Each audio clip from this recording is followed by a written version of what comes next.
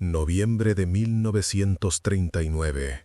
Mientras Europa contiene el aliento ante el avance alemán, en el lejano norte se gesta una tragedia de proporciones bíblicas. Joseph Stalin, el líder supremo de la Unión Soviética, observa la frontera finlandesa con ojos de conquistador. Él no ve una nación, ve un obstáculo. Exige tierras, exige bases, exige la sumisión de un pueblo que apenas lleva 2 décadas de independencia. Finlandia, pequeña y orgullosa, dice no. La respuesta del gigante es brutal. El 30 de noviembre, sin declaración de guerra, 500.000 de soldados soviéticos cruzan la frontera. 3.000 tanques rugen, el cielo se oscurece con aviones bombardeando Helsinki. La disparidad es absurda, es una hormiga contra un elefante. El mundo entero da por muerta a Finlandia en cuestión de días. Los periódicos internacionales preparan los obituarios de la democracia nórdica. Pero Stalin cometió un error fatal. Subestimó el sisu, esa palabra finlandesa intraducible que significa coraje implacable, tenacidad ante lo imposible y la voluntad de luchar cuando ya no queda esperanza. Y en medio de ese sisu, escondido entre los pinos, esperaba un hombre que redefiniría el significado del miedo. Lejos de los despachos de mármol de Moscú, en la aldea de Rautjärvi, vivía Simo Häyhä. No era un guerrero de profesión, sino un hijo de la tierra, un hombre de apenas 1,60 m de estatura, de carácter reservado y mirada tranquila. Simo era un granjero que medía su vida por las estaciones y el éxito de sus cacerías. Desde niño, el bosque de Karelia no fue para él un lugar hostil, sino su hogar. Aprendió a leer el movimiento de las ramas, el rastro de los animales y, sobre todo, aprendió a disparar. En Finlandia, el rifle era una herramienta de supervivencia. Simo practicaba hasta que el arma se sentía como una extensión de su propio brazo. En los concursos de tiro locales, humillaba a tiradores con rifles mucho más modernos usando su vista de halcón. Pero Simo no buscaba gloria. Cuando estalló la guerra de invierno, tomó su equipo, sus esquís y su rifle de confianza. No se unió por odio a los rusos, sino por un deber sagrado hacia el suelo que pisaba. Se puso su traje de camuflaje blanco, se despidió de su granja y se deslizó hacia la oscuridad del bosque, convirtiéndose en el fantasma que protegería la libertad de su pueblo. Mientras los francotiradores soviéticos llegaban con sus modernos visores telescópicos, Simo tomó una decisión que los expertos militares todavía debaten hoy. Rechazó cualquier mira óptica. Usaría solo la mira de hierro, el acero puro de su rifle M2830. Sabía que en el frío de -40 grados, el cristal de una mira telescópica se empañaba con el hálico, volviéndose inútil. Sabía que el reflejo del sol en la lente era una sentencia de muerte que delataba tu posición al enemigo. Simo prefería ser invisible. Su técnica era una oda a la disciplina. Se llenaba la boca de nieve compacta para que el vapor de su respiración no delatara su escondite. Compactaba la nieve frente a su rifle para que el fogonazo no levantara polvo blanco al disparar. Se quedaba inmóvil durante horas, convertido en una estatua de hielo, mientras el ejército enemigo pasaba a pocos metros de él sin sospechar que la muerte los observaba. No era un soldado usando un arma, era un predador integrado totalmente en su ecosistema. En sus manos, ese viejo rifle finlandés se convirtió en el instrumento de justicia más preciso del siglo XX. La ofensiva soviética se estancó en los densos bosques. Los caminos se convirtieron en trampas de hielo, y entonces comenzó la carnicería silenciosa. Un oficial soviético se detenía para consultar un mapa, un disparo seco atravesaba su cráneo. Un sargento intentaba organizar una línea de fuego, caía antes de abrir la boca. No había ráfagas de ametralladora, no había explosiones, solo el silencio roto por un trueno lejano y un cuerpo más desplomándose en la nieve. En sus primeros días de combate, Simo eliminó a decenas. El pánico se apoderó de las filas rusas. Los soldados empezaron a susurrar un nombre: Biela Smert, la muerte blanca. Creían que Finlandia había invocado a un demonio del invierno. Simo no disparaba por placer, disparaba con una eficiencia aterradora. Su presencia era una carga psicológica insoportable. Los soviéticos tenían miedo de encender un cigarrillo, de hablar, de moverse. Sabían que en algún lugar de ese mar blanco, el pequeño hombre de Rautjärvi ya los tenía en el centro de su mira de hierro. La resistencia se concentró en el río Kola. Allí, un puñado de finlandeses se enfrentó a divisiones enteras. Los generales rusos, frustrados por la resistencia de lo que consideraban un país de granjeros, lanzaron todo lo que tenían. ¿Resistirá Kola? Era la pregunta que recorría todo el frente. Simo Häyhä respondió con su rifle. En un solo día confirmó 25 bajas. En las siguientes semanas, su cuenta personal superó las 200 almas enviadas al olvido. Stalin, furioso por las noticias que llegaban del frente sobre un solo hombre que detenía batallones, dio una orden directa. Simo Häyhä debía ser eliminado por cualquier medio. Enviaron a sus mejores francotiradores, cazadores de hombres entrenados en las estepas, dotados con la mejor tecnología. La cacería había comenzado. Pero lo que los soviéticos no entendían es que no se puede cazar a la nieve, ni se puede matar a un fantasma que no tiene miedo a morir. Para diciembre de 1939, el nombre de Simo Häyhä ya no era un rumor, era una maldición que recorría las trincheras soviéticas. El alto mando en Moscú estaba lívido. ¿Cómo era posible que un solo campesino finlandés estuviera diezmando a la élite del Ejército Rojo? La propaganda soviética intentó ocultarlo, pero el miedo es un incendio imposible de apagar.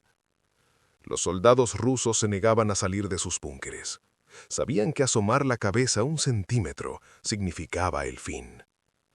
Stalin, cuya paciencia era tan corta como su piedad, ordenó una limpieza absoluta. No enviaron reclutas esta vez. Enviaron a los Voroshilov Sharpshooters, la élite de los francotiradores rusos, hombres que habían ganado medallas de oro en competiciones internacionales. Estos hombres llegaron a la frontera con una sola misión: traer la cabeza del Hijo de las Nieves. El bosque de Kola se convirtió en un cementerio silencioso donde dos tipos de depredadores se buscaban entre las sombras blancas. Ya no era una guerra de naciones, era un duelo de voluntades donde el primero en parpadear o en respirar demasiado fuerte perdería la vida. ¿Cómo sobrevivía Simo a los mejores cazadores del mundo? Su secreto no estaba en su puntería, que era perfecta, sino en su paciencia infinita. Mientras los francotiradores rusos se movían buscando ángulos, Simo se convertía en parte del paisaje.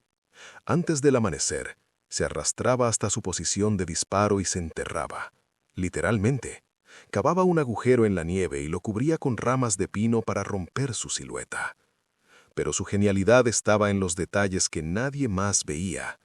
Vertía agua sobre la nieve frente a su rifle para que al disparar, el aire caliente del cañón no levantara polvo de nieve que revelara su posición. Se vestía con capas de lana blanca que camuflaban su olor y su calor corporal. Y lo más increíble, pasaba horas con nieve en la boca para enfriar su garganta, evitando que el vapor de su aliento creara una pequeña nube blanca en el aire gélido. Simo no jugaba a la guerra. Simo era el invierno personificado. Los francotiradores rusos usaban sus miras telescópicas para buscar a un hombre, pero Simo, con su mira de hierro, estaba buscando un reflejo, un movimiento antinatural, una brizna de color que no perteneciera al blanco eterno. Un mediodía gris, Simo detectó un brillo metálico a 300 metros. Era el sol golpeando la lente de un francotirador soviético que acababa de cometer el error de su vida. Simo no disparó de inmediato. Esperó. Sabía que detrás de ese rifle había un hombre experto. Durante 2 horas, ambos permanecieron inmóviles. La temperatura bajó a menos 45 grados centígrados. El francotirador ruso, confiado en su camuflaje, hizo un movimiento casi imperceptible para ajustar su posición. Fue suficiente. Simo contuvo la respiración, sintió el latido de su corazón y en el espacio entre 2 latidos apretó el gatillo. La bala de su M2830 recorrió la distancia en una fracción de segundo, atravesando la mira telescópica del ruso y entrando directamente por su ojo. Simo no celebró. Recargó su rifle con calma, se deslizó hacia atrás y desapareció en la maleza antes de que los compañeros del ruso pudieran reaccionar. Ese día Simo no solo mató a un hombre, mató la moral del enemigo. Si sus mejores tiradores no podían tocarlo, ¿qué esperanza tenían los demás? Frustrados y humillados, los generales soviéticos abandonaron toda finura. Si no podían cazar al fantasma, quemarían el bosque entero. Ordenaron ataques de artillería pesada sobre las coordenadas donde sospechaban que Simo operaba. Durante horas, el cielo de Karelia se tiñó de naranja mientras los ovisos caían sobre la nieve, arrancando árboles de raíz y convirtiendo el paraíso blanco en un infierno de lodo y metralla. Simo estaba en el epicentro. Los ovisos lo lanzaban a los aires, la metralla cortaba su ropa y el humo le quemaba los pulmones. Los rusos lanzaron ataques de saturación, disparando miles de proyectiles hacia la nada, esperando que por pura estadística un pedazo de metal encontrara al pequeño finlandés. Cuando el bombardeo cesó y el humo se disipó, los soldados soviéticos avanzaron, convencidos de que nada podía haber sobrevivido a semejante tormenta de fuego. Pero entonces, desde un montículo de nieve que parecía inofensivo, volvió a sonar el trueno de un Mosin Nagant. Simo Häyhä seguía vivo, y su leyenda empezaba a teñirse de algo que los rusos solo podían llamar magia negra. Al final de ese mes de enero, las cifras eran de pesadilla para el Kremlin. Simo ya no contaba sus bajas por unidades, sino por centenares. Se dice que en sus mejores días eliminaba a más de 20 enemigos antes del almuerzo. Su cuenta oficial ascendía a más de 500 hombres confirmados con rifle y otros 200 con su subfusil Suomi KP-31 cuando el combate se volvía cercano y sangriento. El nombre de la muerte blanca ya no era un apodo, era un hecho biológico. Pero el destino es caprichoso. Mientras Simo se convertía en el héroe nacional de Finlandia, el Ejército Rojo, aprendiendo de sus errores y bajo una presión desesperada de Stalin, empezó a movilizar una cantidad de tropas tan masa que el bosque de Kola A ya no podía contenerlos. El círculo se estaba cerrando. El cazador estaba a punto de convertirse en la presa más buscada de la historia moderna. Marzo de 1940. La guerra de invierno ha entrado en su fase más desesperada. El gigante soviético, herido en su orgullo, ha dejado de enviar divisiones para enviar ejércitos enteros. Stalin ha movilizado a más de 1 millón de hombres. El frente de Kola, donde Simo y sus compañeros han resistido lo imposible, se ha convertido en un volcán de hierro y fuego. Las municiones finlandesas se agotan. Los soldados están exhaustos, con los rostros ennegrecidos por la pólvora y el frío, pero el sisu los mantiene en pie. Simo Häyhä ya no es solo un tirador, es un símbolo. Su sola presencia en la línea de fuego evita que los hombres abandonen sus puestos. Sin embargo, el enemigo ha aprendido. Los soviéticos ya no se exponen, avanzan detrás de muros de acero y bajo cortinas de artillería que no cesan ni de día ni de noche. El aire en el bosque de Karelia ya no huele a pino, huele a azufre y a muerte vieja. Simo sabe que el final se acerca, pero su dedo sigue firme en el gatillo. Ha jurado que nadie pasará por su sector mientras él respire, y ese juramento está a punto de ser puesto a la prueba definitiva. El 6 de marzo amaneció con una niebla extraña, una mezcla de vapor de agua y humo de combate. Los soviéticos lanzaron un ataque masivo. Ya no buscaban puntos estratégicos, buscaban aplastar cualquier rastro de vida finlandesa por puro peso numérico. Simo Häyhä estaba en su posición habitual, enterrado en un pozo de nieve que había bautizado como su oficina. Pero esta vez el combate se volvió cuerpo a cuerpo. La distancia de seguridad desapareció. El rifle Mosin Nagant de Simo, diseñado para disparar a cientos de metros, ahora tenía que usarse a quemarropa. Cuando el enemigo llegaba demasiado cerca, Simo soltaba el rifle y empuñaba su subfusil Suomi, disparando ráfagas cortas y letales que cegaban filas enteras de soldados rusos. El blanco de la nieve desapareció bajo una alfombra de uniformes caqui y sangre caliente. En medio del caos, Simo era un remolino de eficiencia blanca, moviéndose entre los árboles como un espectro. Pero incluso los espectros tienen un límite cuando el mundo entero se desploma sobre ellos. Ocurrió en un instante que pareció durar una eternidad. Entre el humo y la nieve que saltaba por las explosiones, un soldado soviético, quizás por suerte o por un instinto desesperado, vio un movimiento en un montículo blanco. No era un tirador de élite. Era un soldado común con una bala explosiva en su recámara. Disparó. La bala impactó directamente en el rostro de Simo Häyhä. Entró por su mandíbula superior izquierda y salió destrozando su mejilla derecha. El impacto fue tan brutal que la mitad de su rostro simplemente desapareció. Simo cayó hacia atrás en la nieve roja, con la visión nublada y el sabor del hierro llenándole la garganta. Sus compañeros, al verlo caer, sintieron que el corazón de Finlandia se detenía. «La muerte blanca ha caído», gritaron. Sus camaradas lo recogieron del suelo, describiendo que le faltaba la mitad de la cabeza. Lo subieron a una camilla, convencidos de que estaban transportando un cadáver. Simo Häyhä entró en un coma profundo. En el hospital de campo, los médicos lo miraban con asombro y tristeza. No era posible que alguien sobreviviera a una herida así.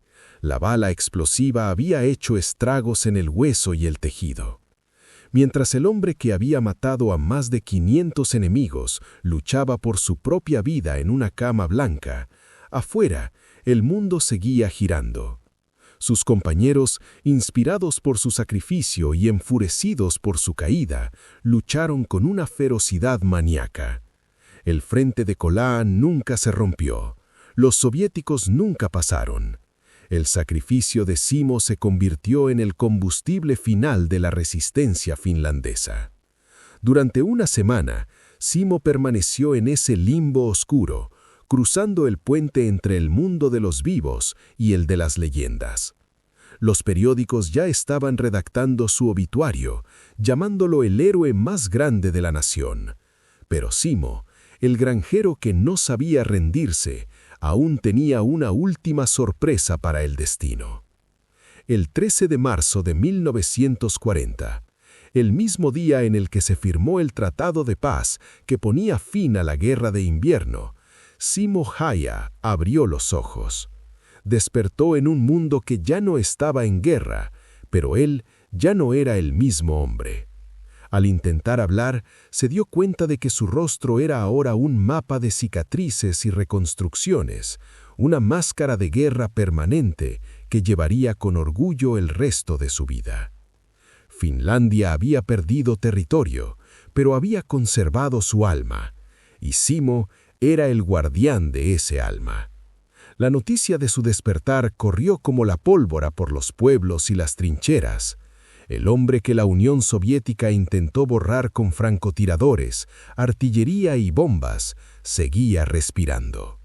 Stalin no pudo matarlo, y la muerte, por más que lo intentó, no se atrevió a llevárselo. Parte 4. El silencio del guerrero. Simo Häyhä despertó en una Finlandia que respiraba con alivio, pero que sangraba por sus fronteras.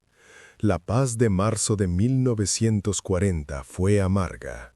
El país conservó su independencia, pero entregó gran parte de Karelia, incluyendo el hogar de Simo.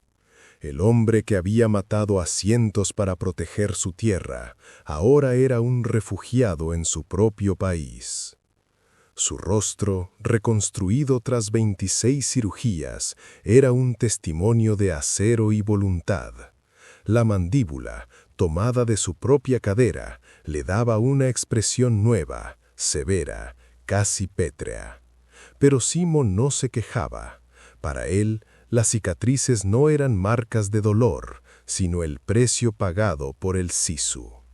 Fue ascendido de cabo a segundo teniente en un solo día por el mariscal Mannerheim, un salto de rango nunca antes visto en la historia militar de Finlandia. Sin embargo, mientras el mundo lo aclamaba como un semidios, Simo solo deseaba una cosa: el silencio que le habían arrebatado en los bosques de Kola. Cuando la Gran Guerra terminó definitivamente en 1945, Simo tomó una decisión que sorprendió a todos: se retiró. Rechazó cargos políticos, rechazó puestos de alto mando y se alejó de los focos de la prensa. Se convirtió en un criador de perros de caza y un cazador de alces en la región de Rukolati. Era una imagen poética y extraña. El francotirador más letal de la historia, el hombre que había puesto de rodillas al ejército de Stalin, ahora era un refugiado en su propio país. Era una imagen poética y extraña. El francotirador más letal de la historia, el hombre que había puesto de rodillas al ejército de Stalin, ahora pasaba sus días caminando por el bosque, acariciando a sus perros y viviendo en una cabaña sencilla. Aquellos que se cruzaban con él veían a un hombre pequeño, de hablar escueto y modales humildes. Simo no contaba historias de guerra en las tabernas, prefería hablar del clima, de la calidad de la madera o de la salud de sus animales. La muerte blanca había vuelto a ser Simo, el granjero, como si los 500 hombres que cayeron bajo su mira fueran solo un sueño pesado de una noche de invierno. Pero el mundo no lo olvidó. Durante décadas, historiadores y periodistas de todo el planeta viajaban hasta su puerta buscando entender qué pasaba por la mente del hombre que nunca fallaba. ¿Sentía remordimiento? ¿Tenía pesadillas con los rostros de aquellos jóvenes soviéticos en la nieve? Simo los recibía con café y cortesía, pero sus respuestas eran siempre de una simplicidad aplastante. Cuando un periodista le preguntó si sentía algo al disparar a tantos hombres, Simo respondió con la frialdad del hielo: «Hice lo que se me ordenó, lo mejor que pude». No había odio en sus palabras, pero tampoco remordimiento. Para él, la guerra no fue una elección personal, sino una necesidad de la naturaleza. Como el lobo que caza para proteger a la manada, Simo veía su letalidad como una función del deber. Su conciencia estaba tan limpia como la nieve de los bosques que juró defender. Simo Häyhä vivió una vida larga, una victoria final sobre la muerte que tanto lo perseguía. Llegó a los 96 años, cruzando el umbral del nuevo milenio. En sus últimos años, en un asilo para veteranos, seguía manteniendo esa chispa de lucidez en sus ojos claros. Cuando le preguntaron cuál era su secreto para haber sido un tirador tan perfecto, Simo sonrió levemente con su rostro marcado y dijo solo una palabra: práctica. El 1 de abril de 2002, el corazón del francotirador dejó de latir. Murió en paz, mientras dormía, en un día de primavera donde la nieve empezaba a derretirse para dar paso a la vida. No hubo disparos, no hubo explosiones, solo el silencio absoluto que él tanto amaba. Finlandia se detuvo para despedir a su hijo más valiente. No enterraban a un soldado, enterraban a la personificación misma de la resistencia de un pueblo pequeño contra la tiranía. Hoy, Si viajas a los bosques de la frontera finlandesa y guardas silencio cuando el viento sopla desde el este, parece que todavía puedes sentir la presencia de la muerte blanca. Simo Häyhä nos dejó una lección que trasciende las fronteras y los siglos, que el tamaño del enemigo no importa si tu voluntad es inquebrantable, que un hombre solo, armado con un viejo rifle y un propósito claro, puede cambiar el curso de la historia. Él no fue un monstruo, ni un fanático, fue el escudo de su nación. Su nombre quedó grabado no solo en los libros de récords militares, sino en el ADN de cada persona que lucha por su hogar contra todo pronóstico. La muerte blanca se ha fundido con el paisaje, pero su eco sigue resonando en cada rincón donde el valor se impone al miedo. Porque mientras haya nieve en los bosques y hombres con sisu en el corazón, la leyenda de Simo Häyhä nunca morirá.